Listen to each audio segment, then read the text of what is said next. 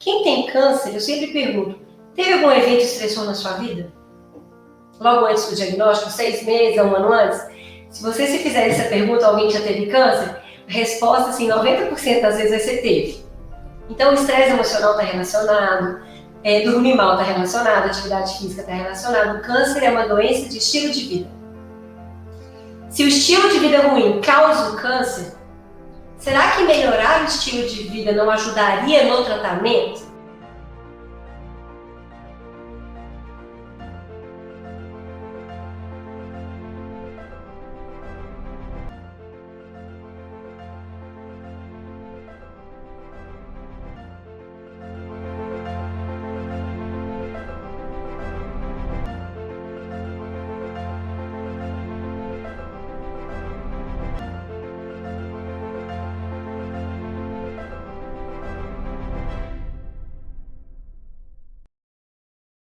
Desde 2016 eu me interesso muito por dietas de baixo carboidrato, por uma história pessoal minha, de hipoglicemia reativa, de enxaqueca, de várias doenças que foram refletidas completamente com esse novo estilo de vida. E lá para 2016, no fim do ano, meu pai teve câncer de pulmão, e com isso eu comecei a estudar muito sobre câncer e ler muito. E eu aprendi que o tratamento de câncer atualmente é muito falho, ao meu ver, muito incompleto. O paciente não é visto como um todo, embora haja assim, uma tentativa, né? Hoje os textos e os sites, né, oficiais de câncer falam um pouco sobre atividade física, uma dieta mais saudável, manejo de estresse, mas não existe uma visão integrativa do doente.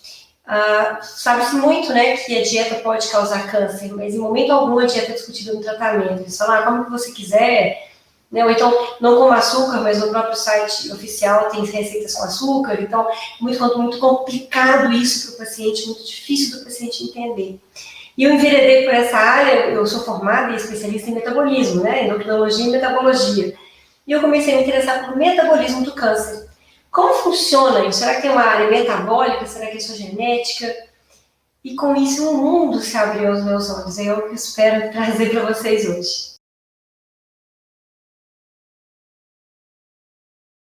Quando a gente vai analisar, pessoal, o tratamento vigente, o tratamento atual do câncer, existem várias drogas, vários tipos de tratamento que são feitos, são preconizados e estão em guidelines, que são as diretrizes das sociedades oncológicas mundiais, americanas, brasileiras, né, europeias.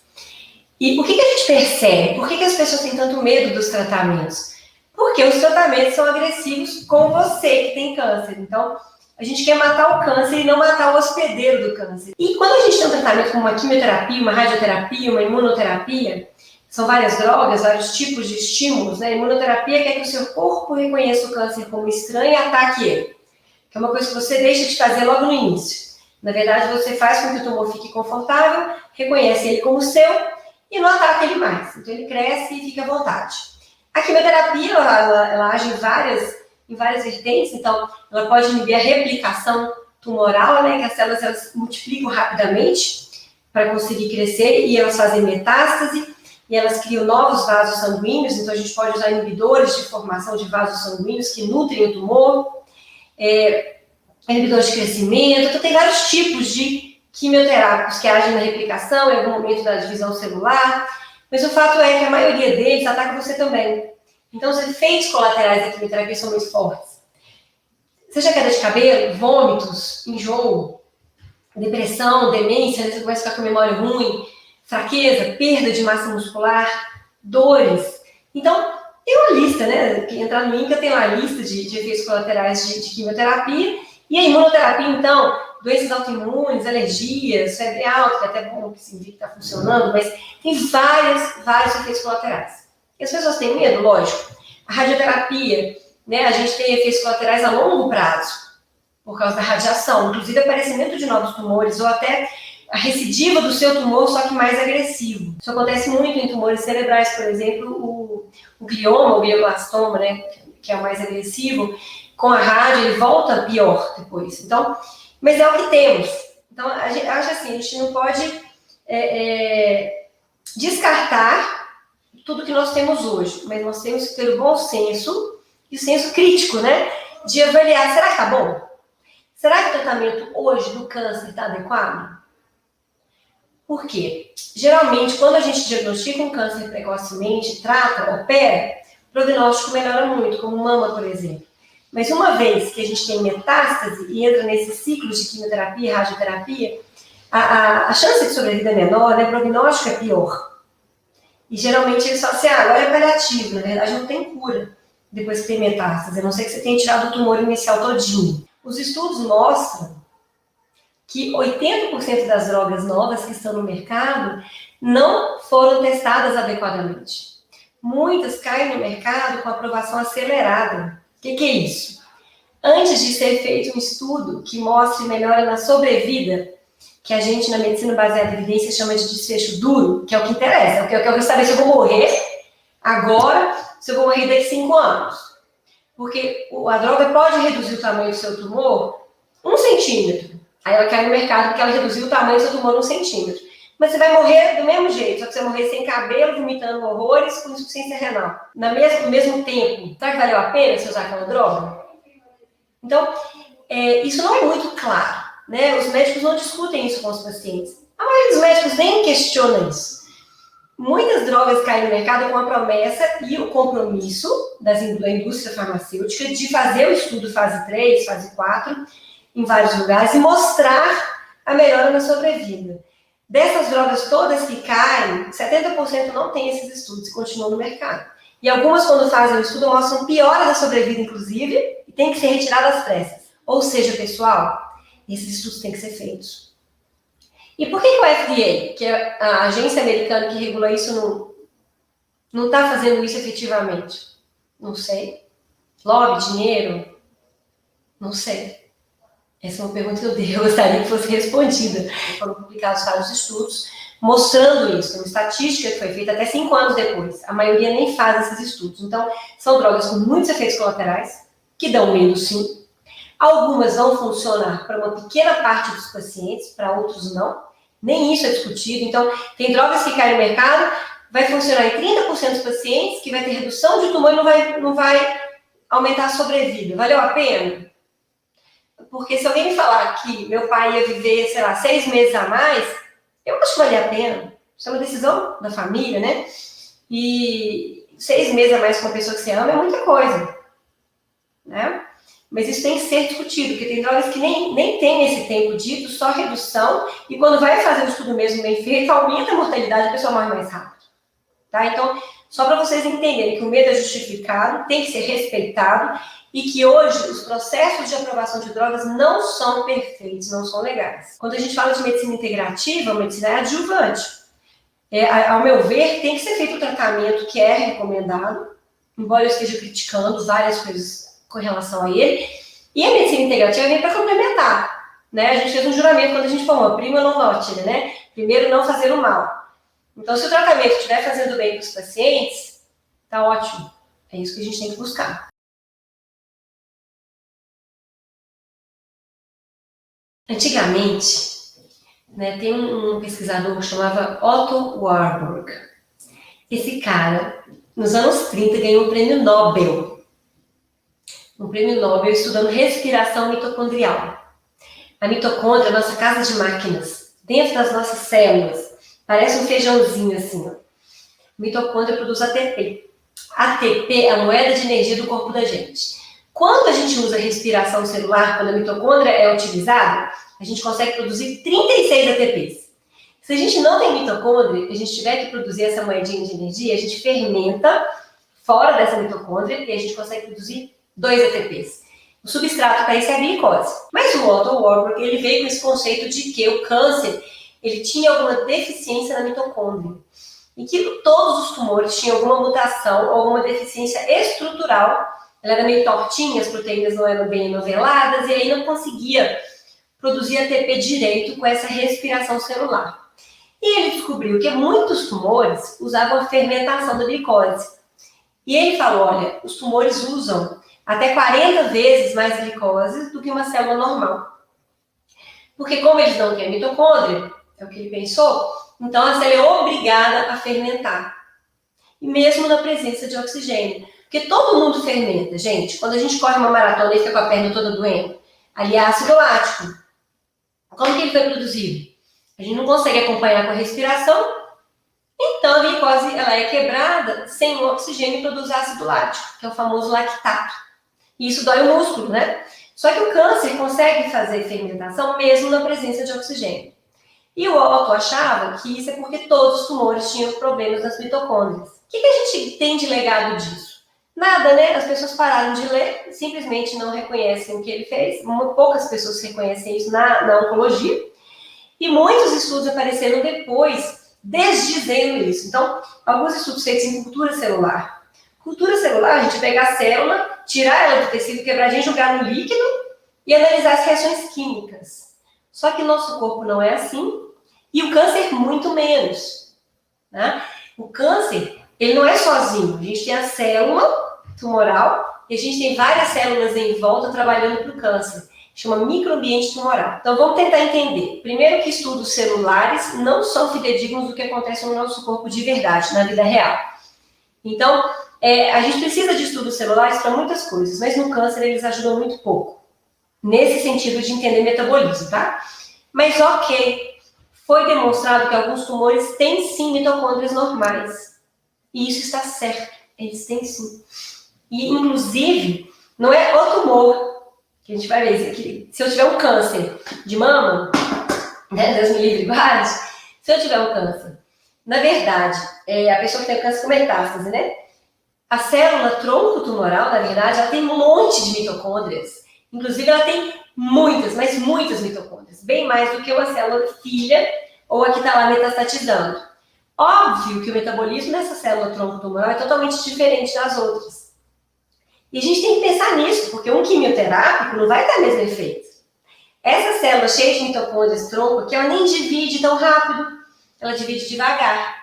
Essas aqui que estão metastatizando e fermentando muito, que não tem tanta mitocôndria, elas dividem rápido e vão responder melhor à quimioterapia.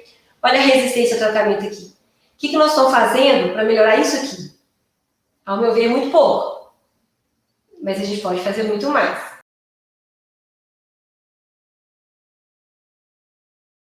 Imagina duas ameixas. Uma ameixa aqui, ó, com casca. Imagina que isso aqui é um tumor. Tá? A casca da ameixa é feita de gordura. É a membrana lipídica. Tem muita gordura. O carocinho da ameixa é o núcleo, onde fica o DNA.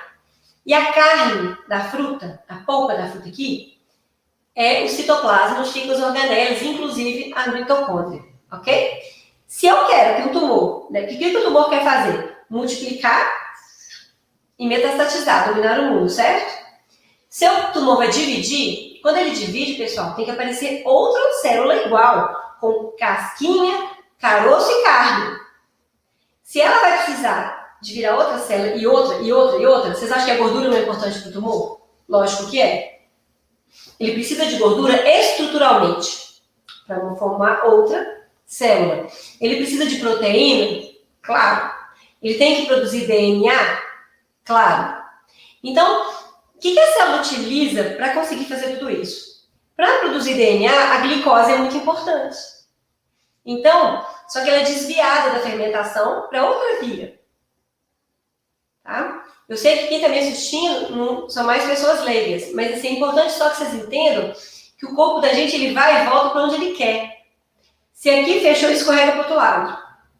Então, para produzir essa estrutura toda, a fermentação é importante.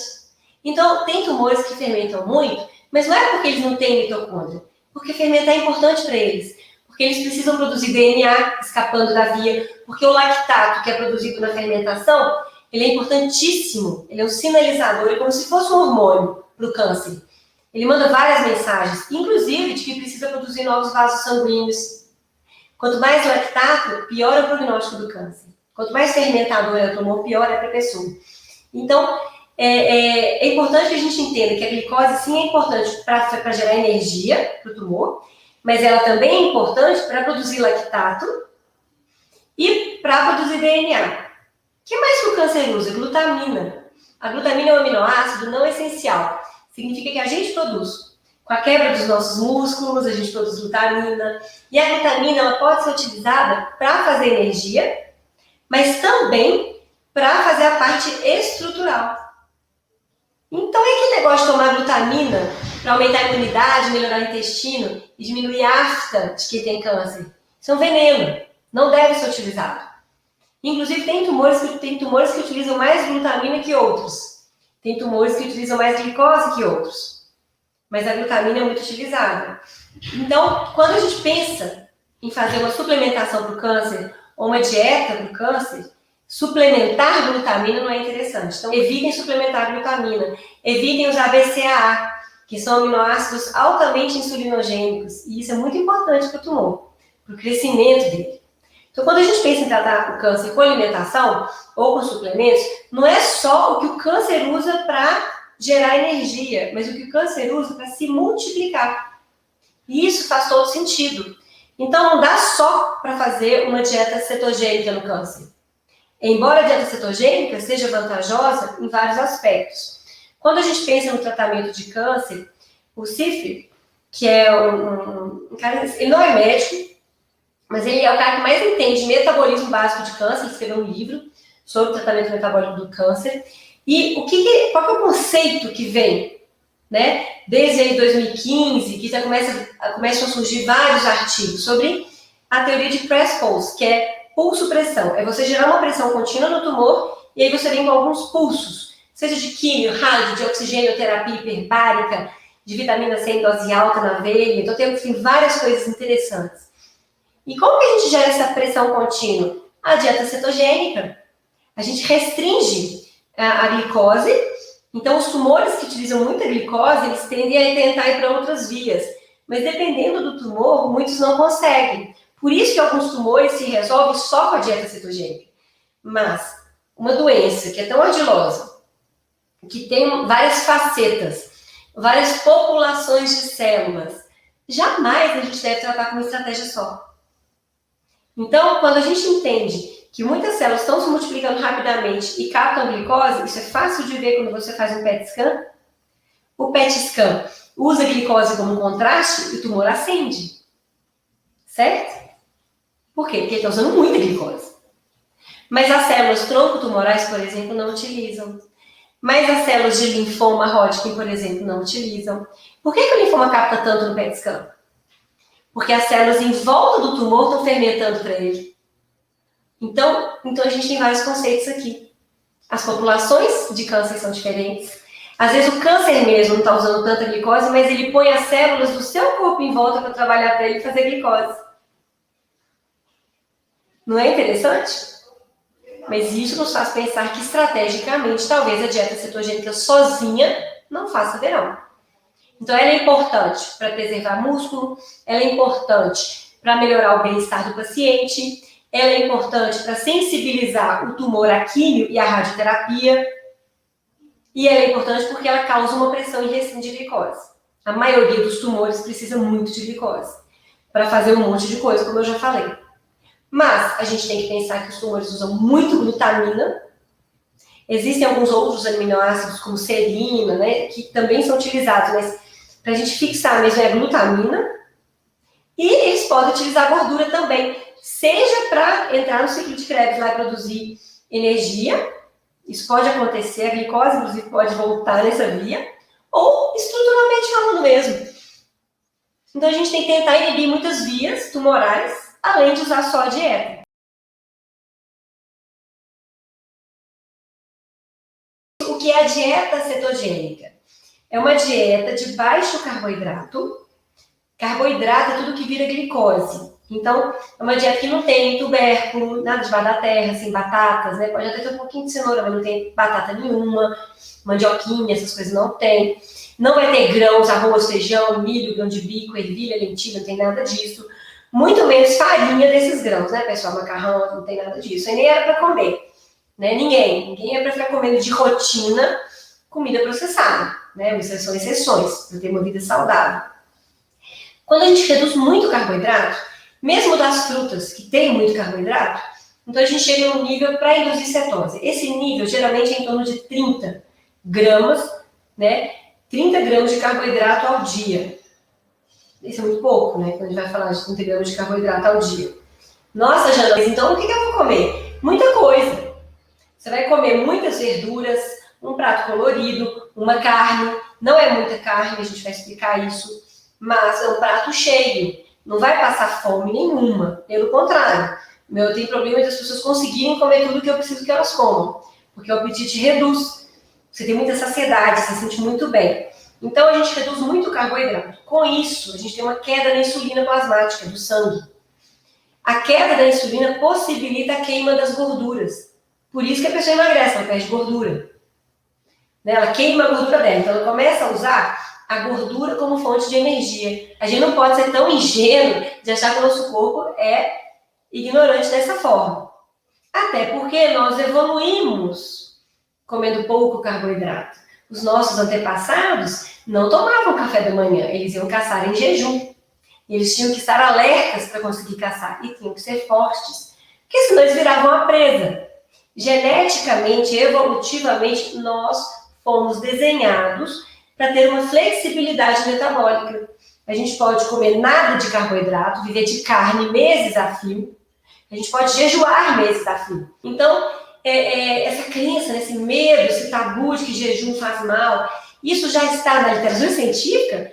Isso é ponto passivo, gente. As pessoas ficam discutindo isso em blog, internet, os médicos mesmo não entendem isso, não estudam isso na faculdade, eu nunca li isso na faculdade, tá? Mas é possível viver, jejuar muito tempo, é possível viver só de carne muito tempo, não tem problema. Se você tiver uma alimentação nutricionalmente bem, se você for acompanhado por um médico, nutricionista, se você não tiver contraindicação para fazer isso, nós estamos falando de uma dieta de baixo carboidrato, com calorias adequadas, nutrientes adequados, vitaminas, minerais e rica em gordura. Então, a gente vai ter 30 gramas de carboidrato da dieta, a gente vai ter em torno de 1,2 no máximo de proteína por quilo dia, que é adequado, mas pode ser menos, dependendo do tumor.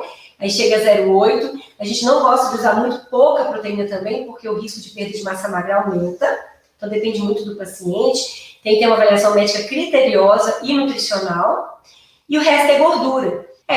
A gordura vem do abacate, das castanhas, do azeite, da carne, sim, dos ovos, dos queijos, sem exagerar nos queijos, mas tem queijo sim.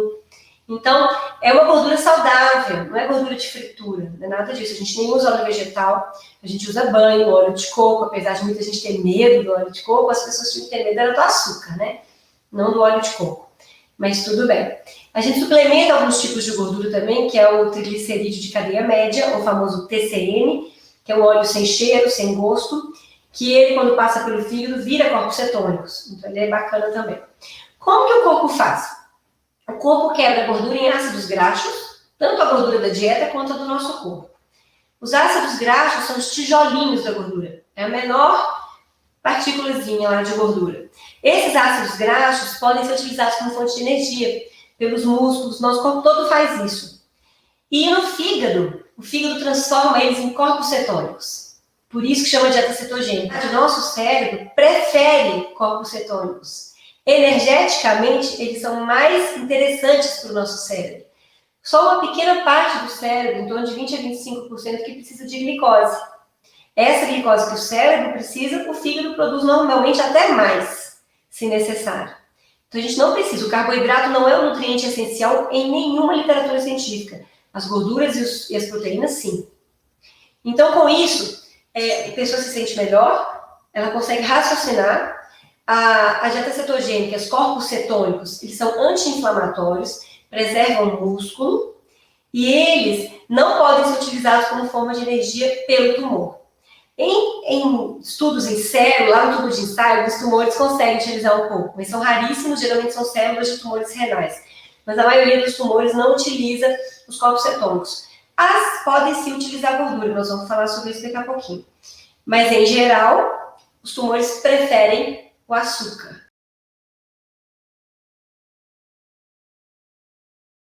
Quem tem câncer, eu sempre pergunto, teve algum evento estressor na sua vida? Logo antes do diagnóstico, 6 meses, 1 ano antes? Se você se fizer essa pergunta, alguém que já teve câncer, a resposta, assim, 90% das vezes você teve. Então, o estresse emocional está relacionado, dormir mal está relacionado, atividade física está relacionado. O câncer é uma doença de estilo de vida. Se o estilo de vida ruim causa o câncer, Será que melhorar o estilo de vida não ajudaria no tratamento? Ao meu ver, isso é claro. Mas não é tão claro para as pessoas que tratam câncer hoje em dia. Eu não entendo muito bem por quê. Aí eles vão falar, mas não tem estudo. Aí eu pergunto, mas será que tem estudo que comer açúcar atrapalha o tratamento do câncer? Tem, pessoal. Tem estudo. Tem estudo em animais, tem estudo em humanos. Então, quando a gente vai falar de dieta para o câncer, tem muitos estudos na literatura. A gente sabe hoje que a obesidade aumenta o risco de câncer, de incidência de câncer, de vários tipos de tumores, vários. Do fio de cabelo até o dedão do pé. São órgãos completamente diferentes, com funções diferentes. E todos são influenciados. Quando se trata de obesidade e aumentar o câncer, todos esses tumores de órgãos diferentes têm esse aumento de incidência. Isso é muito importante, porque quando a gente pensa em obesidade, a gente sabe que há uma resistência insulínica associada. Né? A pessoa come muito carboidrato, comida processada, alimentos que são inflamatórios, não necessariamente carboidratos, como os óleos vegetais, os óleos de sementes ricos em ômega 6. Então, uma dieta que tem muito ômega 6, né, em excesso, de girassol, de milho, soja, essas coisas realmente não são interessantes em termos de inflamação crônica, que o nosso corpo é exposto e isso aumenta o risco de câncer. Gordura hidrogenada, os vários aditivos químicos da comida processada, tem os agrotóxicos, a gente tem vários fatores ambientais que podem causar o câncer. Mas, inclusive, agrotóxicos, né, e materiais de plástico são disruptores endócrinos, alteram os nossos hormônios e aumentam também as chances de obesidade. E o engraçado é que, quando a gente vai estudar em termos de causa, a genética explica em torno de 5% dos tumores. A maioria das mutações ocorre depois que o câncer já apareceu. E isso é esperado mesmo. Tanto que uma metástase à distância pode ser completamente diferente do tumor original. E isso também explica por que a pessoa que tem metástase tem mais dificuldade de responder ao tratamento. Algumas lesões regridem, outras não. Porque elas são diferentes metabolicamente. E elas têm mutações também diferentes. Então a gente não consegue ficar só pensando em genética para explicar o câncer e muito menos para resolver o problema do câncer. Se a gente entende que a obesidade aumenta o câncer, então a gente tem que começar a pensar, ok, o que eu posso fazer para diminuir a obesidade? Será que se eu fizer uma alimentação mais saudável, não ficar obeso e não tiver inflamação, porque às vezes a pessoa está obesa, não está tão inflamada, e uma pessoa mais magra está super inflamada, ok? Mas é fato que estatisticamente a obesidade está muito mais relacionada ao câncer. Então, se a gente pega a obesidade e fala, o que eu posso fazer para não ter câncer, na prevenção? E a dieta cetogênica, o que nós temos? Bom, o que me interessou muito na dieta cetogênica foi o que eu fiz no meu pai quando ele teve câncer. E aí o medo nosso é que ele perdesse massa magra, porque todo mundo falava, ai, mas essa dieta vai perder massa magra. E eu já fazia dieta cetogênica há 1 ano para minha enxaqueca, e eu sempre ganhei massa magra fazendo essa dieta. Eu falei, ok, mas às vezes uma pessoa com câncer, né, vai perder massa magra. Eu fui estudar. E na literatura científica existia um estudo já com pessoas com câncer terminal, e a dieta cetogênica nesses pacientes com câncer terminal super fragilizados, essa dieta preservava o músculo. Eu falei, gente, que interessante. Então, nem que seja para melhorar a qualidade de vida do meu pai ou preservar a massa magra, já valeu a pena fazer essa dieta. Eu falei, então, medo eu não vou ter. Mostrou segurança. Então, a dieta cetogênica é segura em pacientes com câncer, mesmo câncer terminal. Ela foi bem tolerada pelos pacientes. Lógico que é uma dieta rica em gordura, eu vou explicar. Então, alguns pacientes têm intolerâncias pela quimioterapia. Então, às vezes, tem dificuldade de ingerir alguns alimentos. Isso é um problema, sim, e a gente tem que adaptar. Mas, em geral, é uma dieta bem tolerada no paciente oncológico. É uma dieta que preserva o músculo no paciente oncológico terminal, desde que ele coma calorias suficientes e proteína suficiente. Então, isso é importante. É um nutricionista especializado acompanhando a pessoa. E eu falei assim, então já vou tentar. E será que ela funciona? Na época que eu comecei, não tinha muito estudo mostrando isso. Em humano não tinha quase nenhum. E eu fiquei muito preocupada, porque eu falei, ok, mal não faz, será que pode fazer bem? Aí eu comecei a procurar nos estudos em animais e tinha visto que sim, que tinha vários estudos mostrando, inclusive, que a dieta cetogênica sensibilizava o tumor à quimioterapia e radioterapia. E protegia o tecido são. Eu falei, nossa, está ficando muito interessante essa dieta. A dieta cetogênica melhorava a memória e a disposição, que são efeitos colaterais da quimioterapia, atrapalhar a memória, a pessoa fica muito cansada, não consegue fazer exercício, fica muito cansada, então eu falei, então eu vou tentar. E eu fiz. E meu pai ficou muito bem, né? Ele estava um pouquinho gordinho no começo, ele perdeu 10 quilos, dos quais 9 foram de gordura abdominal. E a perna forte, porque ele fazia pilates, ele continuou fazendo por um tempo, depois a quimioterapia era muito pesada, ele ficava cansado por causa da quimio. Mas ele perdeu 800 gramas de massa magra só, de 10 quilos que ele perdeu. Isso é muito bom, porque qualquer dieta que você faça, que você perca muito peso, uma pequena porcentagem, de 15%, 10%, será de massa magra invariavelmente. Não tem muito jeito de segurar isso numa grande perda de peso. Então eu pensei, nós estamos no lucro, porque ele perdeu mais gordura, melhorou a inflamação e respondeu melhor ao tratamento. Ele respondeu mais do que o esperado ao tratamento. Em verdade, ele teve uma resposta tão grande que o tumor necrosou. Mais de 40%, isso não era esperado. Era um tumor estágio 4 metastático, a sobrevida que eles esperaram 1 mês, 2 meses, ele foi diagnosticado muito grave, e ele ficou com a gente 5 meses.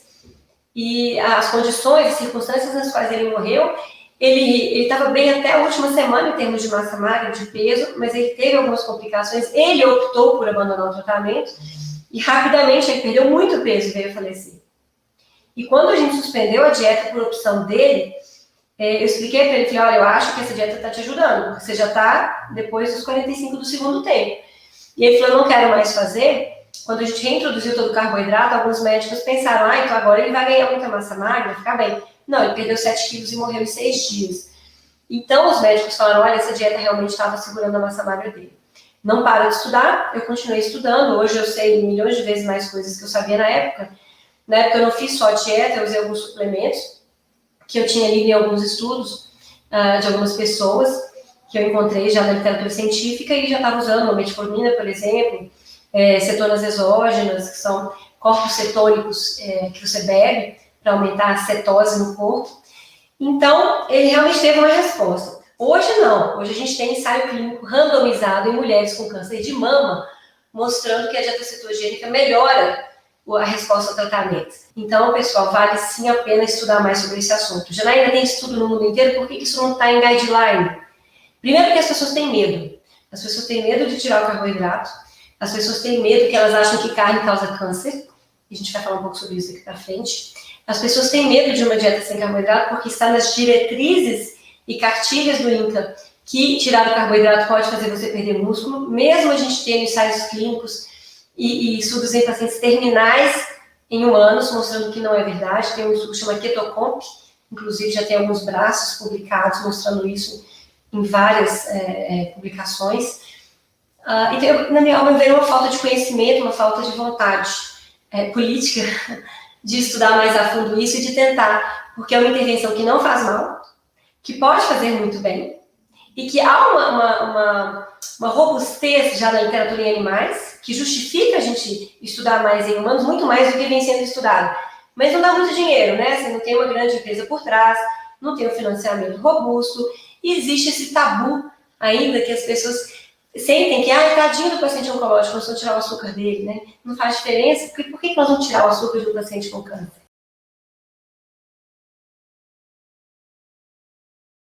O tratamento metabólico ele é heterogêneo. Qualquer terapia que vise influenciar no metabolismo do câncer. Seja, então vamos lá, nas etapas que a gente pode influenciar. Seja na necessidade de glicose, na necessidade de glutamina, na necessidade da gordura, no potencial de fazer metástases, tem alguns suplementos interessantes que agem nisso, principalmente no pré-operatório e pós, no sistema imunológico. Não tem drogas que fazem isso, a imunoterapia não faz isso? Faz também. Então, a imunoterapia, né, melhorar o sistema imunológico com suplementos. Então, a gente tem todo um aumento de tolerância do seu corpo ao tumor, a gente quer induzir o contrário, que o seu corpo volte a enxergar o tumor como inimigo. A gente tem uma questão de aumentar a oxidação, em vez de antioxidar. O tumor depende muito de coenzima Q10, de glutationa e de mecanismos que reduzem estresse oxidativo, a oxidação. Porque o tumor ele replica muito rápido, o equilíbrio de oxidação dele é muito tênue. Aí qualquer coisinha que sai daquilo, a célula entra em estresse e pode morrer. Então, o tumor utiliza muito essas vias antioxidantes. Por isso que é errado usar antioxidante no câncer, pessoal. O antioxidante ajuda o tumor. Então, as coisas que a gente faz para prevenir câncer, não necessariamente são as coisas que a gente usa para atacar o câncer. Se a gente quer gerar um estresse, uma pressão contínua e depois dar umas pauladas, né, umas pulsos, umas intervenções pontuais ali, então a gente tem que entender que a gente quer causar oxidação naquela célula. E quem que vai proteger o corpo e vai antioxidar o nosso corpo? A dieta cetogênica. Tem drogas que não funcionam sozinhas. Mas, quando a gente usa a dieta cetogênica, elas funcionam como os inibidores de tirosina quinase. Como o álcool perílico para glioblastoma. Tem ensaio clínico randomizado em humanos, mostrando, feito no Brasil, pelo Dr. Clóvis, mostrando que a dieta cetogênica associada ao álcool perílico melhora, inclusive, sobrevida de paciente com glioblastoma. E melhora a recidiva. Desfecho duro, que é o que a gente quer. E ninguém fala sobre isso por quê? Então a gente tem que pelo menos discutir isso mais. Isso tem que ser discutido, tem que ser falado. Porque se a gente não envereda na pergunta, no senso crítico, na curiosidade científica, a gente não sai do lugar.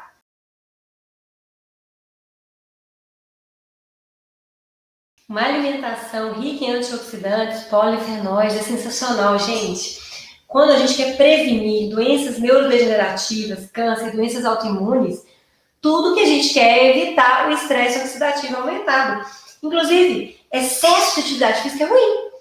Excesso, né? Esse povo que faz spinning 5 vezes por semana, 4 horas seguidas, são pessoas que têm que se preocupar em fazer uma dieta mais anti-inflamatória, sim, sem grãos, uma dieta mais paleo, né? Com tubérculos, vegetais, frutas, mas sem tantos grãos que são mais inflamatórios, glúten. E sim, os antioxidantes são sensacionais. Não, para quem não tem câncer, como melhorar a pele, o envelhecimento, o aparecimento de Alzheimer, né? A gente sabe muito bem que coenzima Q10 é sensacional, que NAC, que é N-acetilcisteína, é sensacional, que NAD, são suplementos que a gente utiliza, PQQ. Então, tem várias coisas que a gente pode utilizar para reciclar glutationa na gente, para aumentar a glutationa. Bacana. Dormir bem, a melatonina, é sensacional o poder antioxidante. Tem algumas drogas que, sim, são antioxidantes, mas que no câncer tem ação legal. Como a melatonina, por exemplo, que tem um papel importante no tratamento do câncer. Como o resveratrol, que dependendo do momento ele é interessante, sim. Então, tem alguns suplementos que são interessantes, que tem estudos, e outros não. Por isso que não é legal vocês fazerem isso em casa, sem ter um médico especializado, ou pelo menos que esteja estudando muito sobre isso.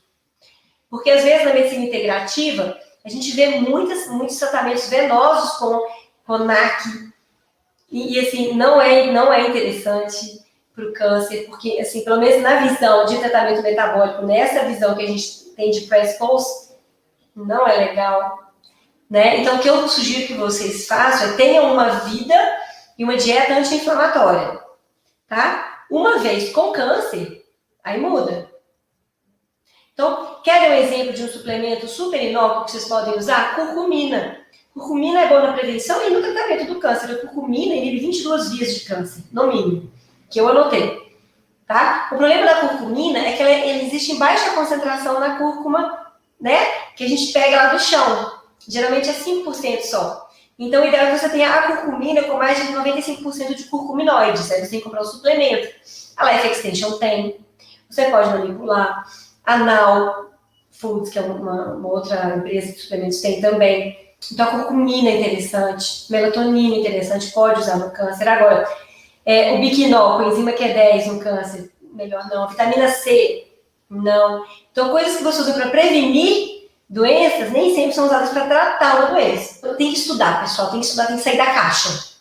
Sabe? E também não sair fazendo tudo que vocês veem pela internet. Porque vocês já viram que nem os médicos entram em acordo, né? O que dirá a internet. Então, eu te sugiro, tenha a dieta mais saudável possível. Corta todas as farinhas brancas, açúcar, todos os produtos industrializados e fica no açougue e sacolão.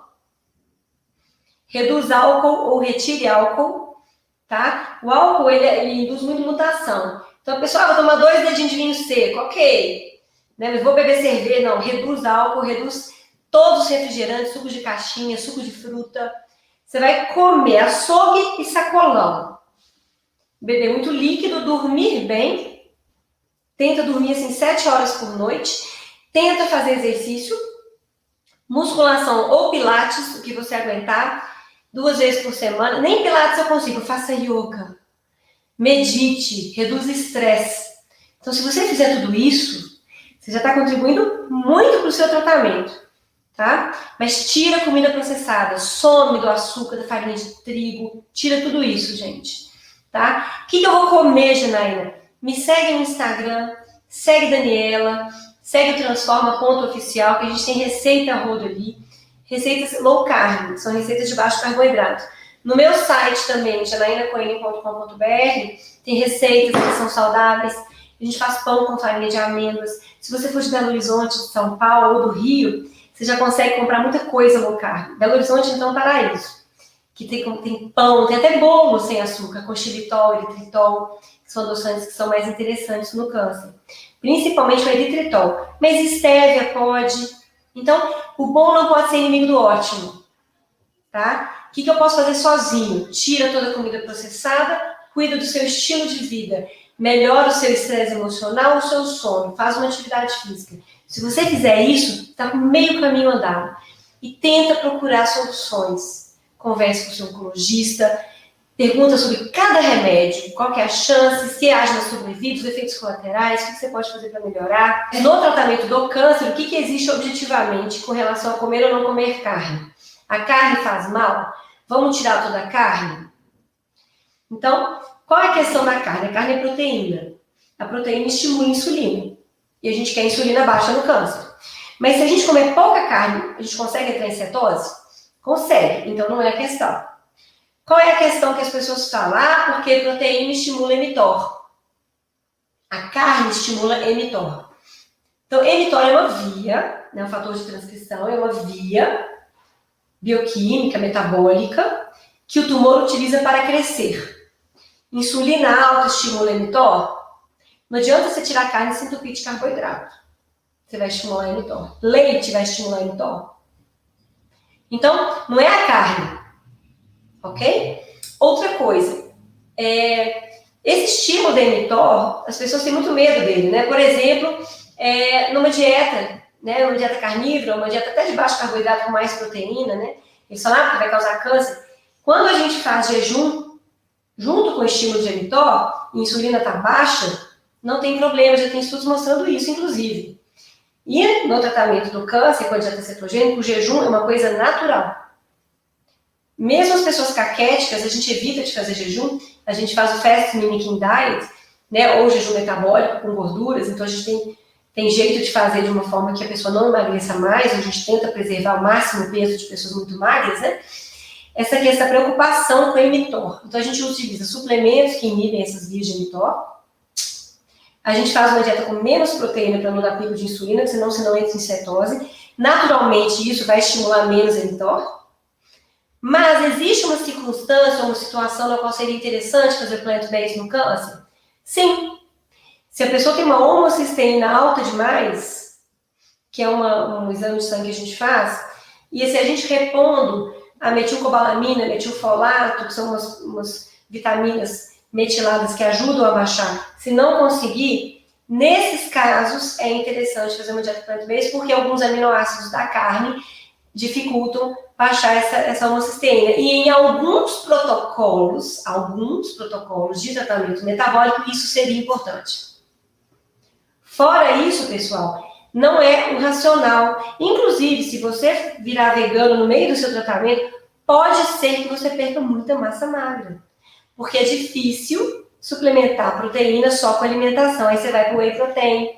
Ou com proteína de ervilha, mas que pode vir com glutamina a mais, que não é interessante. Ou com BCAA, que são os aminoácidos de cadeia ramificada. Então, é difícil você fazer isso nesta filosofia que eu estudo, que é da dieta cetogênica, com tratamento metabólico, de evitar aminoácidos que dão pico de insulina.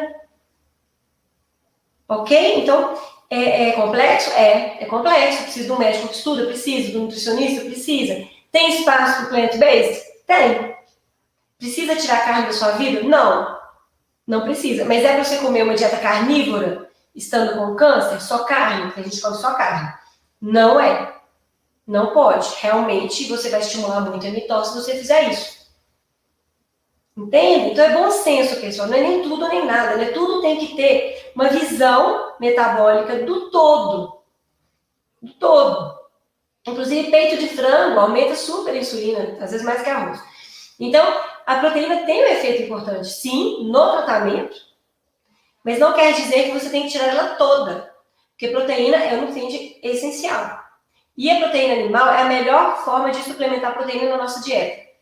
Porque a proteína vegetal, do feijão, por exemplo, ela não é tão biodisponível, a gente não absorve todos os nutrientes. Então, nutricionalmente, não é tão adequado fazer isso. Tanto que pessoas veganas precisam de acompanhamento médico para a vida, e nutricional, e suplementação. E eu me preocupo muito com a densidade nutricional da dieta. Uma pessoa com câncer tem baixo apetite. Como que ela vai conseguir comer os nutrientes todos, fazendo químio, vomitando, fazendo rádio, numa dieta sem proteína animal? É mais difícil. E não é nutricionalmente tão interessante. Oi, meu nome é Janaína Cronin e eu acredito em uma vida com mais saúde, menos doença e menos remédio.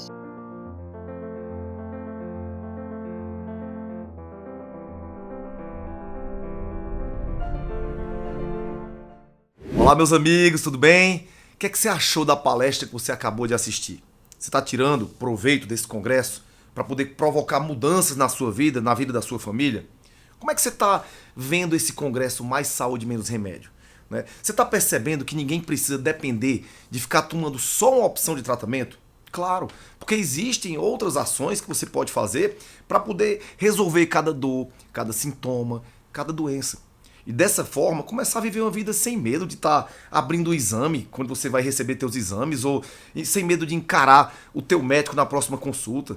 Eu espero que você esteja entendendo que você não precisa passar a vida gastando sua economia com remédio, com exame. E ninguém melhor do que esse grupo que nós separamos, um grupo de elite, com todos esses profissionais de saúde para te ajudar a conquistar uma vida longa, com vitalidade, com humor e livre de preocupação. Foi dessa forma que eu e toda a equipe da VitaScience, nós passamos os últimos meses buscando um horário na agenda disputada de cada um desses profissionais. A gente foi atrás apenas dos melhores. Tudo para que você consiga entender que realmente você pode viver com menos remédio, com mais saúde, com mais vitalidade. E tudo para dar a você, mais do que palestra, mais verdadeiras aulas sobre como vencer o adoecimento crônico. Então, se você perdeu alguma das palestras, ou se você quer ter acesso às gravações para assistir a hora que você quiser, onde quiser, quando quiser, eu tenho um convite para você. Eu quero te convidar para que você faça parte do Clube VitaScience e receba todas as gravações e mais R$ 3.713 em presentes. Pela primeira vez e única vez na história da empresa, quando você se torna um membro fundador do Clube VitaScience, você tem acesso à gravação de todas as palestras do Congresso, a todos os meus cursos e vai poder até ganhar um pote do VitaCalme, a fórmula do sono reparador, de presente. Essa oportunidade única só vai estar disponível no dia 22 de outubro, às 7 horas da manhã. Tudo isso só para quem tiver dentro do nosso grupo VIP de interessados, tá bom? Lá no WhatsApp. Eu escrevi uma nota de esclarecimento para te contar tudo que você recebe quando você passa a ser um dos primeiros a fazer parte do clube exclusivo VitaScience. Então clica no botão abaixo para saber como receber R$ 3.713 de presente, incluindo suplementos, tá bom? Eu fico muito feliz de poder celebrar a realização desse congresso transformador, né, com o lançamento do Clube VitaScience. Eu tô tão feliz, ao mesmo tempo, vocês estão percebendo, a minha voz gasta, de tanto que a gente trabalhou, de tanto que a gente deu o nosso gás, o nosso sangue, todos os 30 palestrantes, toda a empresa, tá todo mundo irmanado junto para poder te ajudar nesse processo, para que você não viva com aquela bengala de remédio eternamente na tua vida. Você não precisa disso. O teu corpo consegue se curar desde que você trate ele com carinho, desde que você faça o que a gente está orientando. Então nada melhor do que fazer parte de um clube que, além de te dar todas essas informações, todas juntas, agregadas para você ver quando quiser, na hora que você quiser, você também tem acesso a todos os meus cursos. E ainda ganha um suplemento. O que é que você está esperando? Então eu espero por você. Viva com saúde, viva com paixão, com Deus no coração. Grande abraço!